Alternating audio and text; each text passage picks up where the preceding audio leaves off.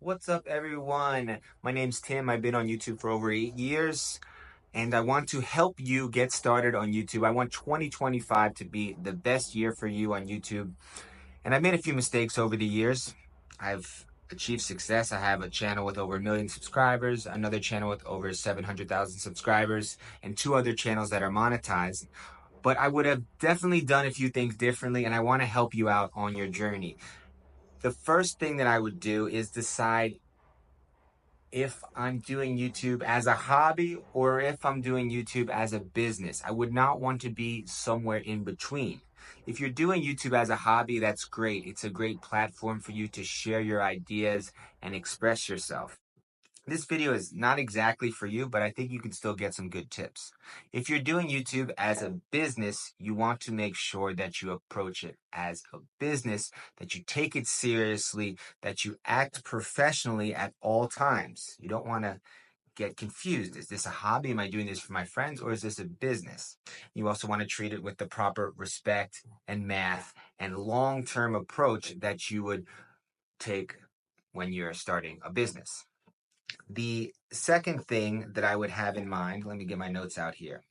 One thing I like to do is avoid editing at all costs. Editing is a cost, and if you can avoid it, it's really, really good. Of course, some videos I like to send to an editor, some videos I edit myself, but I try to avoid editing as much as possible. Second, define your target market. A lot of people talk about a niche. I think it's good. There are some videos circulating that niche is not important. You are your niche, and that topic is usually misconstrued, and I would like to explain that in another video. But you definitely want to have an avatar, a person that you are trying to help. In this specific video, I'm trying to help people start on YouTube, entrepreneurs and business owners. I don't want to help someone become the next Jake Paul. That's a different type of YouTube. That's a different style, and it's really hard, and I'm not sure you really want that level of fame. Of course, you can make a lot of money, but the people that become successful at that level are few and far between. But if you focus and take YouTube seriously as a business with just a few subscribers, a few followers, you can make a decent living on YouTube. And if you keep improving and getting better, you can make a great, great living as a solo entrepreneur. Or what I'm also focusing on is helping business owners, people that already have a product and want to get online, how they can get in front of clients and sell more. So if you own a car dealership, you want to make sure that you are making videos that are targeted to people in your area that can buy from you. If you are a repair shop, if you are a hair salon, you want to make videos that people in your market will enjoy consuming, but also you want to be seen as an authority in that market and someone they would potentially buy from. This kind of goes into my next point. In terms of subscribers, quality is much more important than quantity. Again, we're not trying to make the next Logan or Jake Paul. We want to find quality subscribers. I'm not saying that people with a lot of subscribers or followers have less quality people, but if they're not going to buy from you, that's not serving our purpose in this specific instance. We are running a business. We want to find people that respect us, even if they don't buy from us, even if they are not ready to buy from us. If they are people that are interested in buying from us, they might be able to recommend a friend or someone else in the industry. So even if they are viewing your video, they're giving you your time. That's a form of payment. Of course, we want to stay on target. We don't want to switch between various topics. We might try to chase a trend and get some extra views, but that doesn't serve us in the long run. It actually might hurt you in the long run because you get a diluted follower pool that doesn't really follow all your videos. I don't know if it's 1,000 or 10,000 true fans. I think it's 1,000 true fans or 10,000. I think it's 10,000 true fans or raving fans. There's a blog post about that. Someone has elaborated on that topic, and that's true. If you can get 10,000 people that buy from you consistently, or even 1,000 people, depending on how much your product or service costs, you can make a really good living. Okay. As far as videos, I kind of mentioned this before. So in terms of subscribers and followers, I go for quality over quantity. In terms of videos, I go for quantity over quality with a little caveat. I don't mean make bad videos, but in order to get good, in order to get in front of new eyeballs and in front of new clients, you need to post a lot of videos and you need to get good at making videos. I don't even like to edit my videos. I like to focus on my ability to communicate with my audience without making cuts. That's a skill that if you can master, you are way ahead of the game because it's very difficult. Editing, rewatching the videos, that costs a lot of money. So your video has a cost associated with it. How much time and how much effort and how much money it costs to produce, that's going to affect how much money you can make off this video.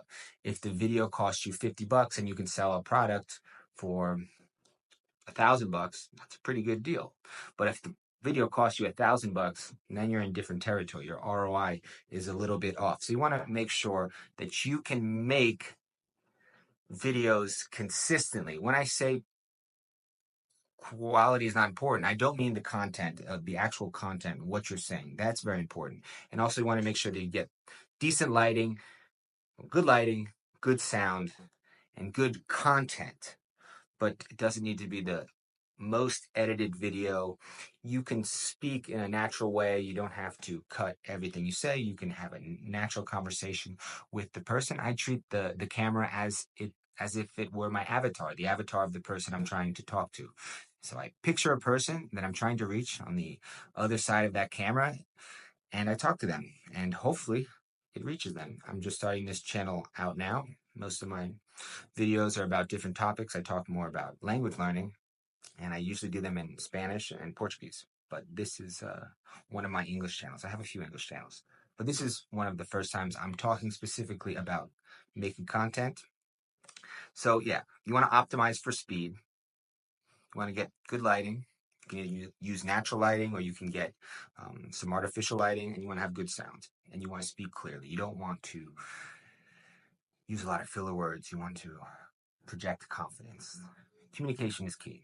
Communication is the most important skill in this game. Can you communicate your ideas to the person you want to communicate? That is the key. If you can do that, you will win. If you give yourself enough time, it's like if you ever seen Remember the Titans, where he talks about, Coach Boone talks about running that one play over and over again. If you give it enough time, eventually it's going to work. So if you can speak in a convincing way, in an articulate way, to the person you are trying to reach over enough time, you will win the game. It might take a little while. That's why I say keep your costs down when you're starting. You don't want to make extravagant, really difficult to produce videos that you have to spend a lot of time editing. You want to optimize for speed. You want to optimize for speed and just build that muscle. When we think about pilots, when people are hiring private pilots, what's the most important question? How many hours have you flown? Because they want to know, how much have you used this muscle of being a pilot? And same thing with making videos. You really have to train. You have to train speaking in front of the camera. That's probably, interestingly enough, that's probably the most difficult thing for most people, is feeling comfortable in front of the camera, which I think it should be pretty easy. It's a completely harmless object that becomes your friend, and from speaking to that camera, I've made a lot of real friends in real life. So definitely a great way to build your network and get in front of clients. You always need to be creating ideas. You are an idea creating machine. Ideation is the concept. Ideation, creating ideas. I would say between 10 and 20 ideas. You have to create 10 to 20 ideas for each channel per day. That doesn't mean you're making 10 or 20 videos. Of those 10 to 20 ideas, you're probably making one video. If you can make a video a day for a year, you're really going to be successful. Not only are you going to grow your channel, but you're also going to get really good at speaking in front of the camera.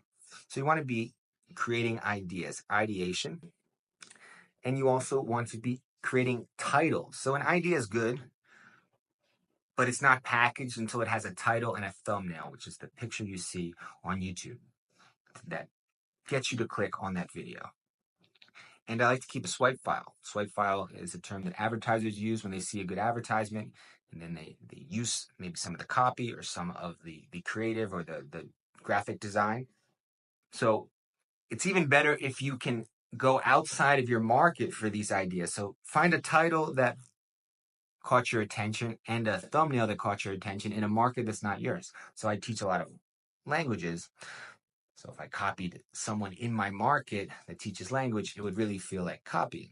But if I found another market, let's say real estate, and I found a good title and I found a good thumbnail, then I could use that in my market and it wouldn't feel like copying. What do they say?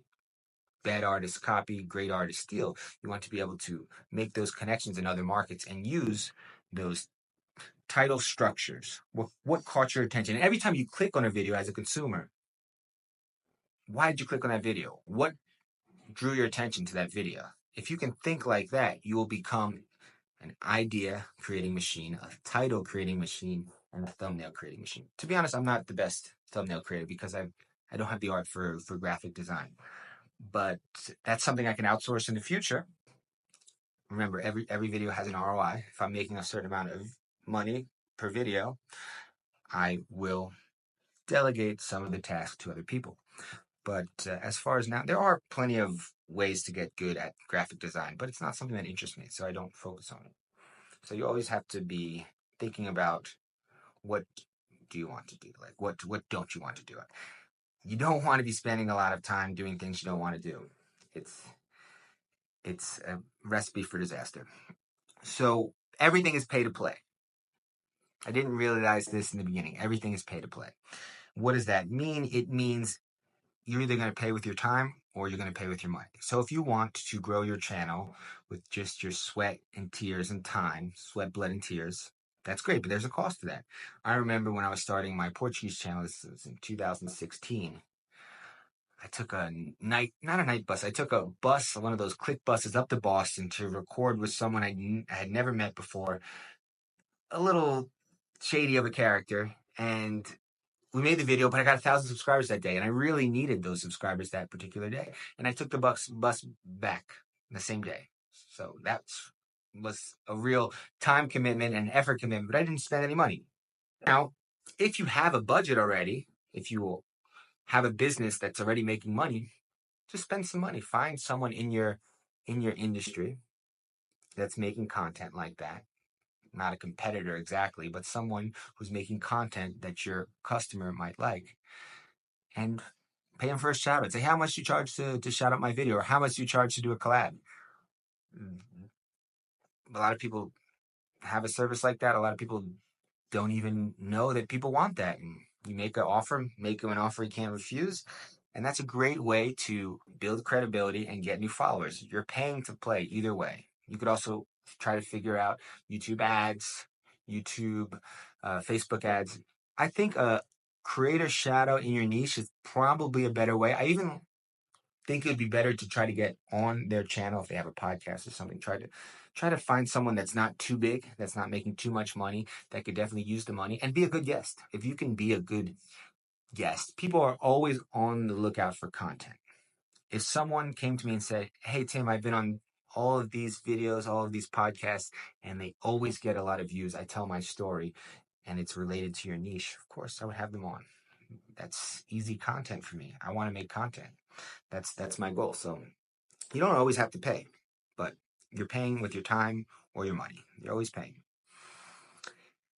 And I think my final tip would be, this is going to sound a little cliche. I don't like to sound cliche, but have fun. Why is this so important? Remember, this is not a hobby, but that doesn't mean you shouldn't be having fun. It's important because, first of all, you're going to struggle in the beginning. You're going to hear crickets. That's going to happen. So you have to enjoy making these videos. Enjoy the process. I don't enjoy editing, so I'm light on editing. But I enjoy communicating. I enjoy talking and sharing my ideas and sharing what I've learned and telling stories. I do enjoy that part. I could do that all day. So I'm having fun. And it comes across when I'm watching some other video and the person is just not having fun. It's like you have a sixth sense for that. Like you don't want to watch that person for a very long time. But if there's someone just having a great time and if they can entertain you and inform you and inspire you, while having a good time, I'm definitely going to always go to that person for their advice over someone who's just a little bland, a little dry, not having enough fun. So it's important for your audience, and it's important to keep you going through the tough times. So I hope this video helped.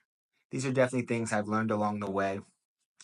I will try to make a few more videos in this month of December to get you ready for 2025, starting your channel off or taking your channel to the next level.